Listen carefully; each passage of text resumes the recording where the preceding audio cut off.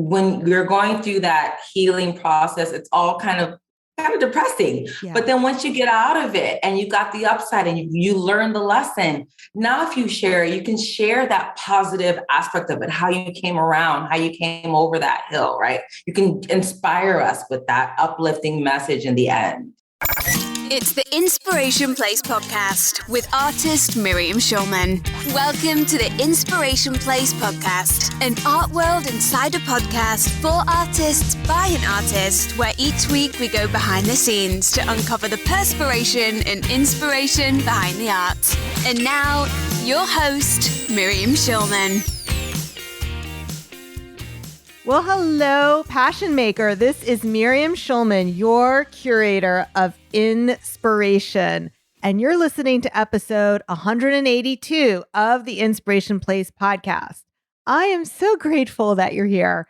Today, we're talking all about social media. In this episode, you'll discover what to share other than your art so that your followers will buy it. How to set boundaries and distinguish between what to share and what you really should keep personal, and how to take advantage of some of the free tools that social media has to offer. By the way, before I bring on today's guest, I just want to let you know that if you're a big fan of what we talk about on the podcast every single week, then you absolutely can't miss my free guide called The Artist Profit Plan. I talk about the 5 things you must do to sell more art, plus some of the things that really are time wasters. I'm giving this guide to you for the very, very, very low price of absolutely free. So head on over to schulmanart.com/profit. And there you can download this awesome resource. Now on with the show.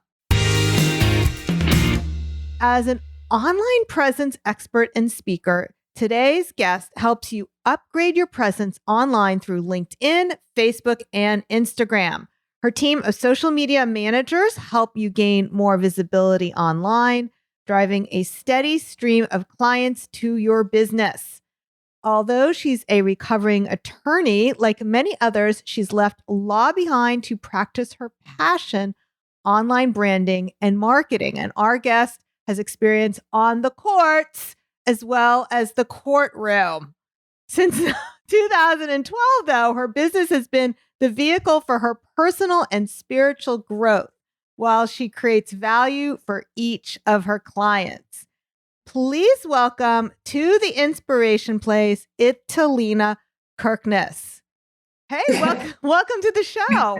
Or I should say, welcome back. Yes, it's that time. Well, you were such a popular guest. I got such great feedback from the show, and it actually turned out to be one of my favorite episodes of 2021, which is why you were part of that best of for last year. So yes, that was awesome. Really excited to have you back. And just so our listeners know, I asked Italina, hey, I'd love to have you back. What else can we talk about? And she says, oh, I've got mountains of ideas. Right? Am I right? That's right. Okay. So these were all great suggestions, and hopefully we'll be able to squeeze all of them into the episode. But the first thing I want to talk about is what to share other than art. So, absolutely. Yeah. So my philosophy around marketing is that it has to be personable. And here it is right here. Share more than your art so people will buy your art. And I think of it like this. Even if you have the most amazing chicken dish that you can make, you make this incredible chicken dish. No one wants to eat it every night for dinner, right? Mm-hmm. So we have to cook other things so that now that they're craving chicken, hey, you're the go-to person. They're like, oh, let's go over to her house. Let's go over to his house for this amazing chicken dish. So sharing more than our art so people will buy our art. What does that look like? What I like to do is I even like to look at my calendar for the next day and see what have I got going on, to see what can I take a photograph of, what can I do a quick video, a quick IG story, a quick Facebook story. Where can I lean my phone up against, take a quick snapshot, or who's going to be with me? You can take a quick snapshot of that, right? And that could look like anything you do. You think about all the things you do in a day, especially if you're really busy, you've got a lot to do. These are things you can share that other people can definitely relate to. Yeah. So my husband was questioning some of those things that I share, by the way. And then sometimes I won't even be sharing something on social media. I'll be talking to my mother in the next room and he'd be like, "You're not sharing that on Instagram, are you?" I was like, "No, I'm talking to my mother." Recently. So we've got a lot going on in my house. We're selling my house and we're moving. So we're selling the house in the suburbs. We're moving to the city. And I have a million things to do. So of course, I'm procrastinating in all kinds of ways. And one of the things I decided to do as part of my procrastination was, of course, I needed to repaint my furniture. So I was sharing that on Instagram, the process. And meanwhile, my real estate agent I forgot she's following me on social media, and she was horrified. "Why are you doing this now? Don't get paint on the floor." And thank God we're already in contract. And my husband's questioning it too. He's like, "Why do people even care about this?" But Italina, can I tell you that those stories that I shared about my furniture painting got me the most engagement, I think, in a long time. There you go. And obviously it relates to art. It did, but also it like gave me a lot of ideas what to put on the podcast, because people were like, "Oh, and we would also like to learn like how you organize your studio, or how it gave me ideas because I was engaging my audience in a conversation about things that were happening." There you go. So one thing I wanted to ask you, which is really our next point, is where do you draw the line, though, between what you're sharing and then what really things that should be kept personal? Do you have rules around that? Absolutely. It's really simple. We're going to distinguish between personal and private. Personal and private. Personal just means it's not necessarily related to business, right? It's not necessarily related to your work. It's personal. So meaning other things you're doing in your day, your hobbies, you're walking the dog, you're going to work out or do yoga, right? The other things that you do outside of your work. That's what that's all personal is. And that means you don't mind people knowing about it, right? You don't mind people knowing you walk your dog or that you go to yoga. Private, on the other hand, are those things that are behind closed doors. They are private, things you're sharing only with your mother, right? The private things that we're not going to disclose. Those are things that we're not going to share on social media. Yeah. The way I like to talk about it too is, well, there's two things I like to share with my clients. One thing is it your story or is it somebody else's story? So for example, I have a son and he just moved to Israel. So that's part of my story, that he moved to Israel. His dating life, on the other hand, is not fodder for the podcast or social media. That is, like you said, that's private. For sure. The beautiful encapsulation of that is, does it help your audience get to know you? Right? You talking about your son's dating doesn't help them get to know you. They help them get to know the son. Right. But the fact that I have a son that now doesn't live here anymore, that is very much part of my story, don't you think? Absolutely. Yes. As a woman who's like an empty nester. And actually I have two kids, but we're kicking the other one out. So one of them left and the other one was like, time to go. Let's go. Yeah. So people relate to that. It's your story. You're an empty nester, you're working on it. You got a kid who's going away and a kid who's tethered to the house, looking to leave, right? Those are things that people can relate to. And it definitely helps them resonate and get to know you, connect with you. Yeah. The other thing I like to tell the clients that I work with, and sometimes I'll look at their emails before they send it out, and I'll tell them, "Hey, this is not something that's ready to be shared right now." And that is the difference. Like I like to call it the difference between something that is a scab and a scar. So when you fall down and you scrape your elbow or your knee and it looks gross and it's all bloody, and remember, it's maybe a while since you've had one, but I remember when I was a kid, I was a very accident prone kid. I was not an athlete like you. Italina, by the way, played with Serena Williams. You'll have to tell us a little bit more about that. Sure. But I was a very klutzy kid. So I had skin knees and really gross scabs. So nobody wants to look at that or even talk about it, apparently. But if you go through something and everything's healed and now it's a scar, it's something you can talk about. So when you're still struggling something and you're in the middle of it, I feel that's not something that's ready to be shared. Do you have opinions about that, or do you feel it's all? Absolutely. So what I like to say is, because when you're going through that healing process, it's all kind of depressing. Yeah. But then once you get out of it and you got the upside and you learn the lesson, now if you share, you can share that positive aspect of it, how you came around, how you came over that hill, right? You can inspire us with that uplifting message in the end.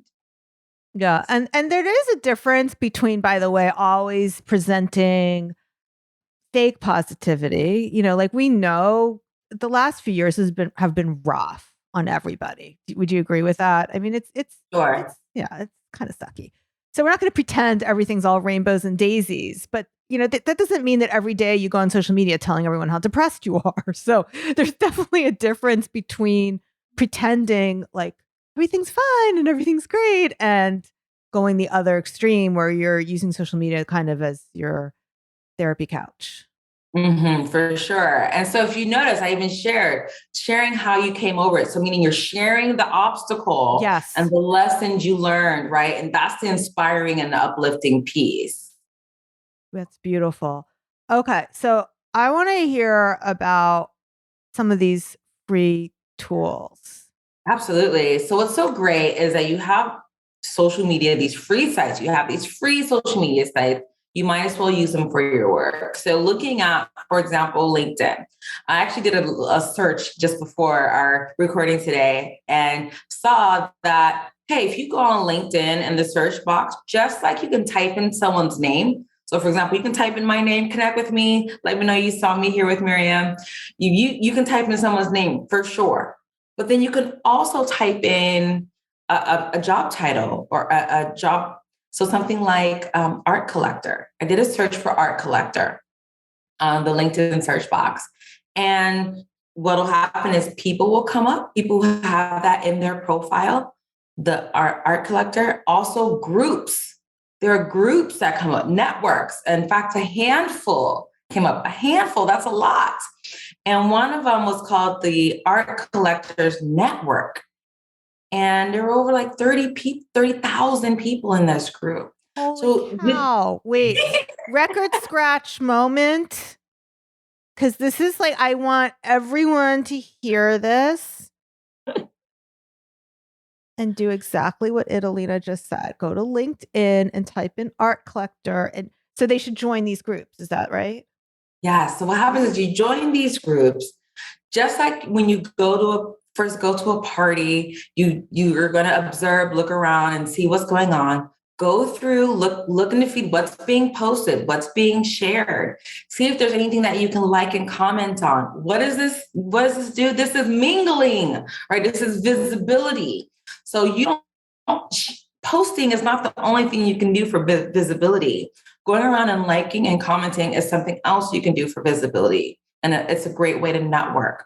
So what'll happen is now your name is there for people to see, and then they can go further and go to your profile and see what's there. So then that begs the question, is your profile in order? Is your LinkedIn profile something that's credible and shows the artist that you are, the work that you're doing?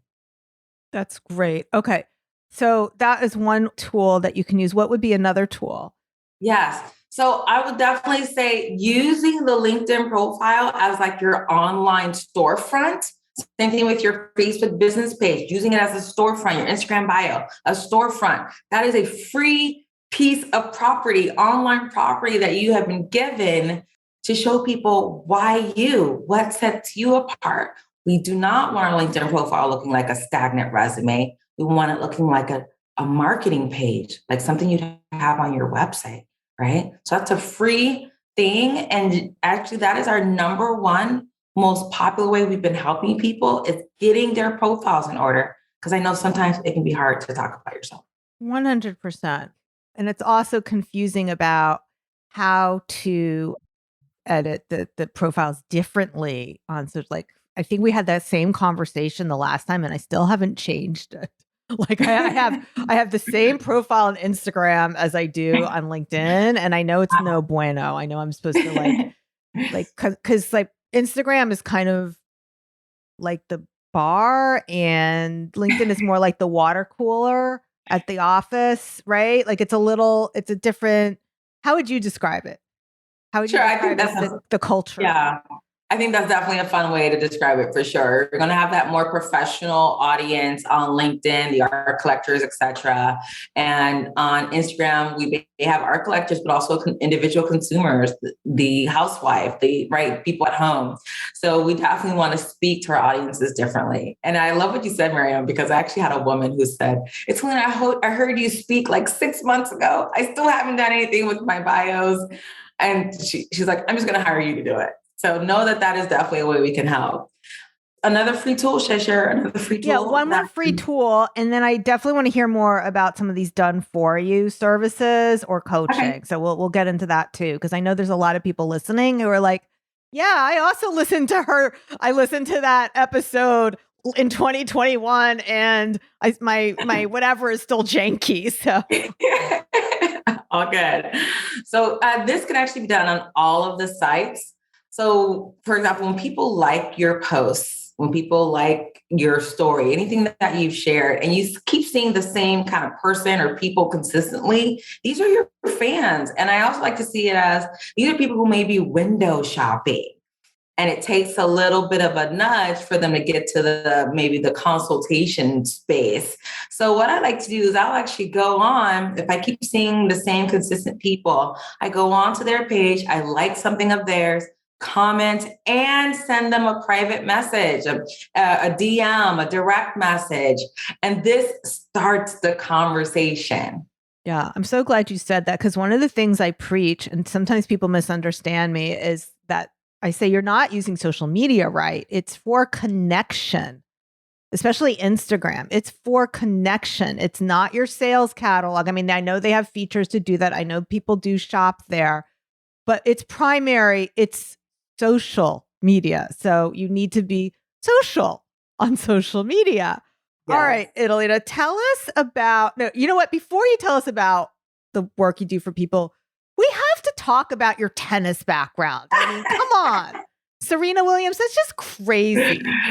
Yeah. So we actually played multiple times together. The first time we were just kids, we were like 12. And basically she came to town. They wanted the best tennis player in the city to play. And that was you. That was me. Woo! And everybody came out. There were all these people at the tennis courts and we played. We just hit the ball back and forth and it was an awesome experience. Her and her sister, Venus, super goofy, just a lot of fun. We got to play together again at the San Jose Arena. We're around 16 now. Now they're more known. They're like just hitting the big scene. People are starting to know who they are. And we were at the San Jose Arena. It was like a intermission, or think of it as like during football, there's a halftime show. So it was something like that. We played there. The mascot was running around. Bill Cosby was making jokes and things. It was just like a really fun situation. We were like hitting balls behind our back and just doing a lot of fun things. And afterwards, I got to sign autographs. It was really great. That's beautiful. That's okay. So how's tennis contributed to your success now? Like can you contribute anything you learned there to what you do today? Oh my goodness. So I competed, I was a little girl and competed in tournaments all over the world. I actually represented the US in a tournament in Europe. So I've gotten to represent my country in tournaments, and I was always ranked in the top 10. It was that was my career, right? I went on to play tennis in college on tennis scholarship. And what that did for my business is, well, you can imagine committing to one sport, right? I didn't get to run track during track season and do this during that season. And I say I didn't want to. I was so in love with tennis and wanting so much to just get better and better and better, right? So that drive really was honed, and that helps me in my business because it's like, okay, so once it's like a dog on a bone, once I get hooked on something, I want to just keep going. So that natural drive and discipline, that definitely has been developed thanks to my tennis career. Oh, that's beautiful.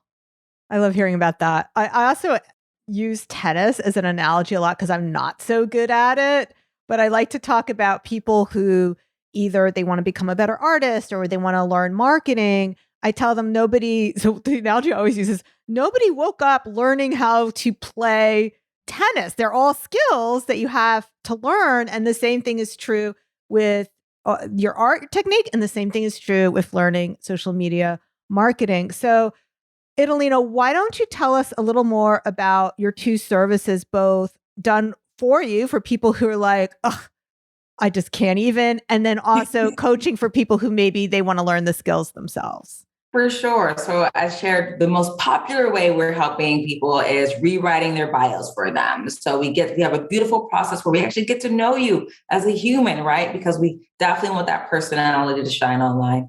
We get to know you. And that's what allows us, my team and I, we do our own research, we brainstorm. And that's what allows us to rewrite your LinkedIn bio to look more like a marketing page, your Facebook business page. 100% of the Facebook business pages I see are not set up correctly. And then same thing with the Instagram bio. And then for those who are like, hey, I love my bios, my online storefront looks great now. Now I need ongoing weekly posts to share outside of my art or outside of what I'm always sharing. So they may have us create posts to supplement what they're doing online and post for them on their social sites. That's perfect. Okay. And where can they go to get that? Sure. So again, you can definitely connect with me on Instagram, message me, let me know you saw me here on the show with Miriam. You can message me on LinkedIn. By the way, on Instagram, it's Italina K. And LinkedIn, you can spell my name out and find me there on LinkedIn. And just message me, let me know you saw me here on the show. All right. And and we've also going to include links to all of these places in the show notes at schulmanart.com/182. And don't forget, if you liked this episode, you have to check out my free guide, The Artist Profit Plan. If you're ready to finally make a living as a sustainable artist, or you already are, just want to improve those skills, go to schulmanart.com/profit. All righty, Italina, do you have any last words for my listeners before we call this podcast complete? Absolutely. Of course, I practice what I preach. So I actually shared a tennis post just today that you can see on Instagram. It's actually really cool. I'm doing something really cool with my tennis racket, and I'm dressed in something that you would never imagine a tennis player to wear. So it's super cool. An example of sharing more than your work so people will buy your work. Okay. So just so my listeners know, so this will be airing in the beginning of March, and we recorded this on February 2nd. So you might have to scroll down a few screens to get there, but she'll have it there. And she definitely has those buff tennis arms. I'm certainly jealous about that. All righty, my friend. Thank you so much. I was just going to say. Oh, yeah. Super easy. I actually have in my highlights, the highlights, I have one called Tennis Love. So you can also find it there. I've already added it to the highlights at Italina K on Instagram. Yeah. Show me some love, connect with the page, follow the page. I share a lot of free resources. Show me some love, follow and connect with the page. Yeah, and by the way, those highlight reels or whatever, what are they called? Are they called highlight reels? Because then it's confusing with reels. It's just highlights. Just highlights. Okay. Highlights and reels are different. Yeah. So the highlights are super important. Like I neglected them for a long time, and I have to tell you, once I added them, everything got better over on my Instagram land. Alrighty, my friend. I hope you learned 1, 2, or more things today. Like we said, reach out to Italina and let her know how much you enjoyed hearing her on The Inspiration Place. She can't wait to hear from you. All right, my friend, thanks so much for being with me here today. I'll see you the same time, same place next week. Stay inspired. Thank you for listening to the Inspiration Place podcast. Connect with us on Facebook at facebook.com/SchulmanArt, on Instagram @SchulmanArt, and of course on schulmanart.com.